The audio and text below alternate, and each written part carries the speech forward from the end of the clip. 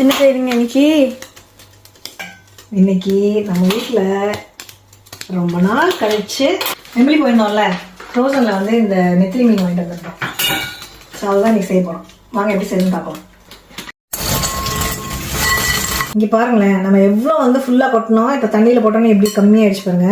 So இது எப்படி clean பண்ணுறதுன்னு பிக்கா சொல்லிடுறேன். தலையை வந்து கட் பண்ணணும். நம்ம அதோட வயிறு பகுதியில் வந்து இந்த மாதிரி இருக்கும், அதை வந்து ரிமூவ் பண்ணிவிட்டு வாழை கட் பண்ண அவ்வளோதான். ஃபர்ஸ்ட் கொஞ்சம் நிறைய நல்லெண்ணெய் ஊற்றிக்கலாம். எண்ணெய் காஞ்சதுக்கப்புறம் சோம்பும் வெந்தயமும் ஆட் பண்ணிக்கலாம். அடுத்தது பச்சை மிளகாய். அடுத்து பார்த்தீங்கன்னா இம்பார்ட்டன்டான இன்க்ரீடியன்ட் சின்ன வெங்காயம் நிறைய ஆட் பண்ணியாச்சு. இப்போ எல்லாத்தையும் நல்லா மிக்ஸ் பண்ணிக்கலாம்.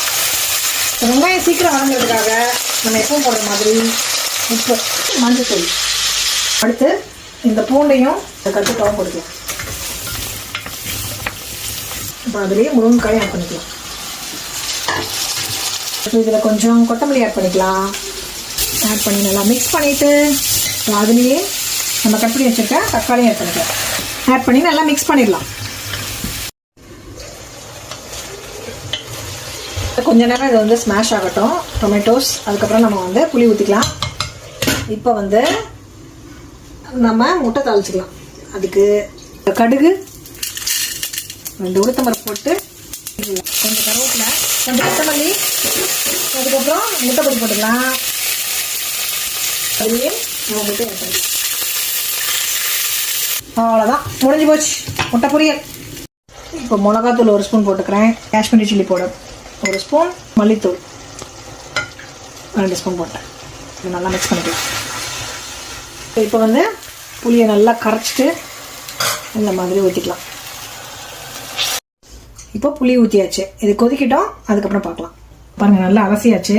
இதை வந்து இந்த கொதிக்கிற குழம்புல போட்டு ஒரு 3 மினிட்ஸில் வந்து நம்ம எடுத்துடலாம். ஃபஸ்ட்டு போட்டுக்கலாம். ஸோ நல்லா வாஷ் பண்ணிட்டேன்னு நினைக்கிறேன்.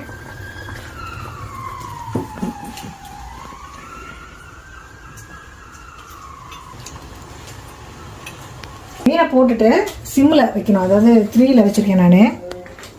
அப்புறமா வந்து நம்ம 5 மினிட்ஸ் போட்டுக்கலாம். இப்போ 5 மினிட்ஸில் வந்து ஆஃப் பண்ணி எடுத்து வச்சுருக்கேன் பாருங்கள்.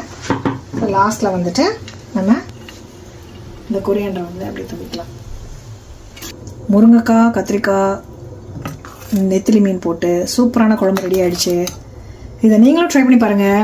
ட்ரை பண்ணி பார்த்துட்டு உங்களுக்கு எப்படி வந்ததுன்னு சொல்லி என்னோட கமெண்ட்டில் ஷேர் பண்ணிக்கோங்க. தேங்க்யூ, பாய்.